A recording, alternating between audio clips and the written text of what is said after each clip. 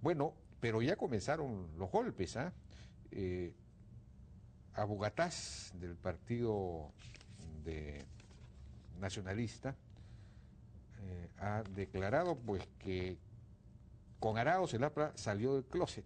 Ha dicho que Arauz representa el neoliberalismo, el neocolonialismo en América Latina, alguien que le ha entregado el país a los extranjeros mediante los tratados de libre comercio.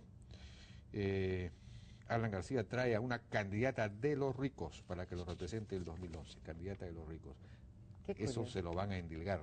Sí, pero bueno, yo no soy rica, para empezar, soy una persona que siempre ha vivido de su trabajo, soy una persona que viene de la clase media y he logrado lo que he logrado a partir del estudio. No he entregado nada, nosotros hemos negociado y establecido reglas de juego a través de las negociaciones internacionales, justamente para que respeten nuestros derechos, o sea, no que haya abuso.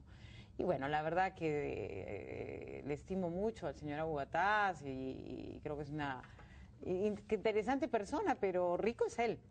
No, ¿Ah, sí? Yo no. Ah, es más rico. Mucho. Por supuesto.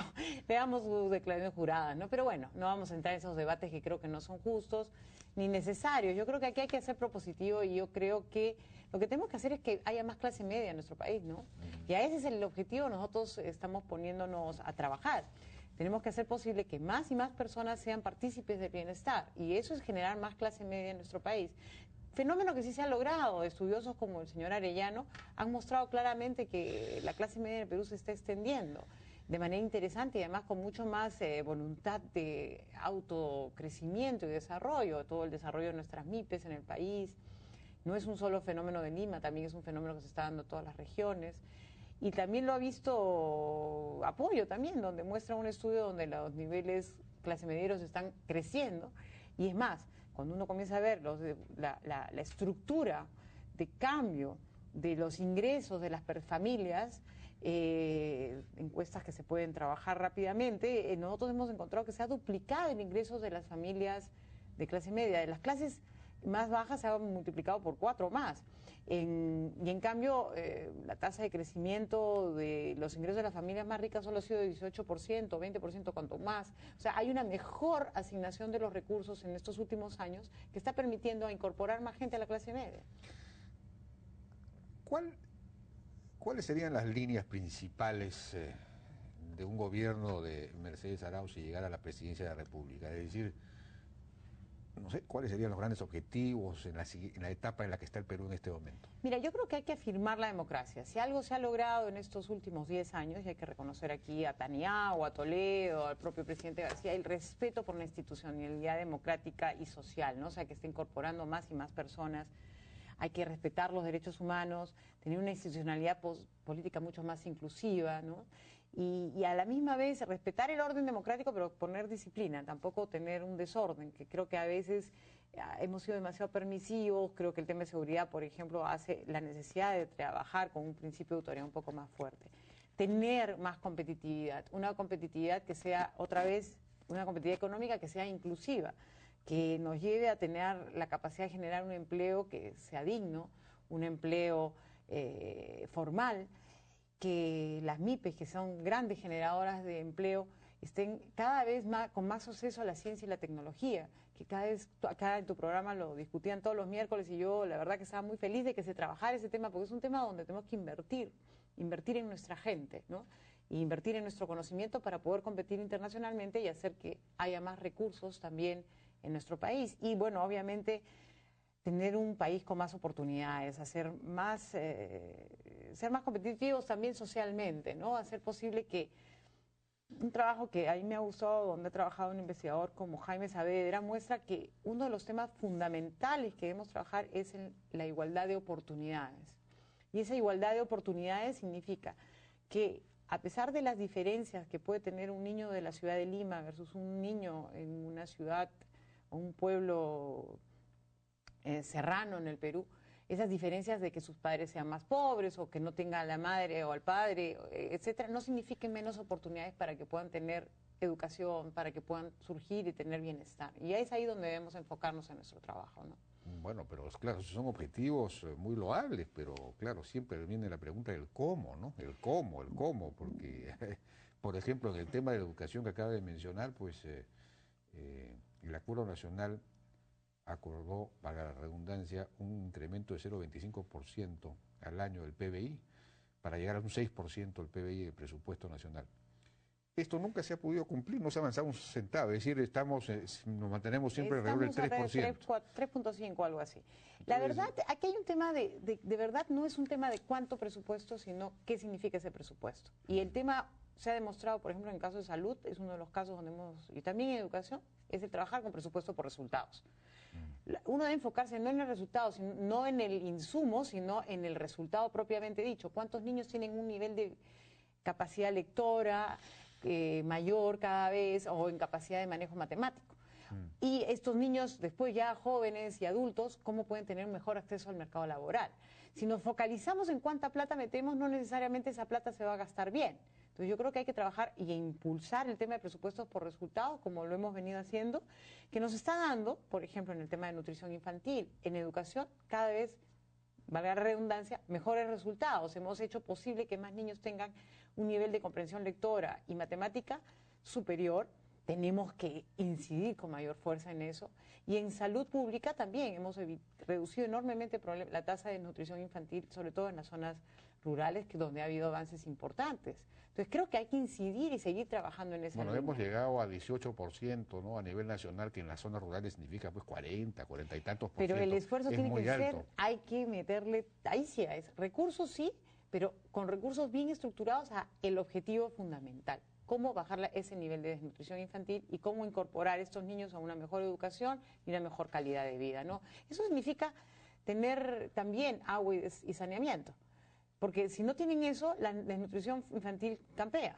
El tener carreteras y líneas de comunicación para poderse insertar al mercado y tener la posibilidad de ser familias incluidas, ¿no? El tema de que las familias hoy día puedan conectarse en una zona rural a través de teléfonos celulares o teléfonos rurales o internet rural, ya los hace pasibles de entrar al mercado. Antes no tenían nunca esa oportunidad, ¿no? Ahora, de todos modos, el país está muy atrasado en infraestructura, muy atrasado en educación. Mencionaba ciencia y tecnología, lo que se invierte acá es poquísimo, se necesita más plata. Por otro lado, están ingresando tal cantidad de dólares al país que el tipo de cambio es cada vez más bajo, es decir, el sol se aprecia cada vez más, lo que atenta contra la competitividad de nuestras exportaciones e incluso de la industria local, ¿no? Entonces, hay quienes plantean que se establezca un impuesto a las sobreganancias de la minería, para que haya más recursos, por un lado, y por otro lado, pues de alguna manera poder generar un superávit para retirar dólares del mercado, etcétera, ¿no? No era función del Ministerio de Economía y Finanzas, dicho sea de paso, hacer eso, ¿no? Pero creo yo que antes que pensar en una tasa sobre ganancia, que eventualmente eso cae, como sube, cae, y tenemos el fondo, además, que se ha generado voluntario, que probablemente lo que debe hacer es extenderse y mejorarse su asignación, o sea, y su manejo. Creo que en los casos donde se ha aplicado bien, ha habido una confluencia de intereses de las comunidades con la minera para hacer las obras públicas que se tienen que hacer, y creo que habría que propiciar que haya más trabajo en esa línea, y más bien pensar en, sí, hacer una correcta inversión, ¿no? O sea, de los recursos. Creo que hay que atraer capitales para que desarrollen más infraestructura. El fondo, por ejemplo, de inversión en infraestructura que estaban trabajando las FPs debería ser un ejemplo y debería impulsarse que desarrolle rápidamente proyectos de inversión. Y atraer capitales de largo plazo, justamente que inviertan en infraestructura, que inviertan en el desarrollo productivo. Yo creo que ya hay que pasar esa etapa. Hay que tener no solo en la infraestructura, sino también entrar en desarrollo productivo de todo tipo. No significa exonerarlos de impuestos, ni mucho menos, sino facilitárseles el acceso. Y el tema es que yo no me debería adelantar, pero muy pronto, en un par de días, vamos a ver los resultados del Doing Business y estoy seguro que nos vamos a alegrar que el esfuerzo que se ha hecho en este último año se va a ver reflejado en mejoras en nuestra capacidad de facilitar los negocios en el país y generar más empleo, ¿no? ¿Cómo hacemos para pasar a una nueva etapa, una etapa superior de desarrollo que no se base, digamos, principalmente en la exportación de materias primas, sino en la exportación de valor agregado, de conocimiento, de tecnología, considerando sobre todo, como decía, que el el sol se está apreciando y se va a seguir apreciando cada vez más, con lo cual, digamos, se atenta contra la rentabilidad de ese tipo de exportaciones. Sí, en realidad no podemos renegar de tener una capacidad exportadora en materias primas, que son una fuente de ingresos para el país, para el Estado, y también generan empleo.